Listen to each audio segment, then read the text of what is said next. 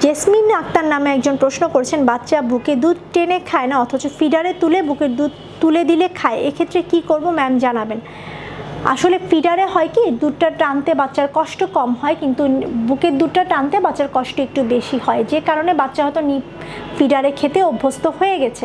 আপনি বাচ্চাকে যেভাবে খেতে যাচ্ছে ওভাবে আপনি ফিডারে দিতে পারেন, তবে সবচেয়ে ভালো হয় বাচ্চাকে আপনি অবশ্যই হলো বুকের দুধ টেনে খাওয়াবেন। তাকে একটু পরপর চেষ্টা করবেন টেনে খাওয়ানোর জন্য। কিছুক্ষণ হলো যে বা কয়েক ঘন্টা আপনি ফিডারে দুধ দেওয়া অফ রাখতে পারেন, খিদার জন্য বাচ্চা হয়তো আপনার বুকের দুধ টেনে খেয়ে নিবে। যদি একেবারেই না খায় তখন আপনাকে বাচ্চাকে ফিডারে বুকের দুধ তুলেই তারপরে খাওয়াতে হবে, কিন্তু চেষ্টা করতে হবে দিনের মধ্যে অন্তত 3-4 বার বাচ্চাকে বুকের দুধ টেনে খাওয়ানোর জন্য। তাতে হবে কি বাচ্চার অভ্যাসটা হয়ে যাবে। একেবারেই যদি আপনি শুধু ফিডারে খাওয়াতে থাকেন তখন কিন্তু বাচ্চা বুকের দুধ টেনে খাওয়াটা ছেড়ে দিবে।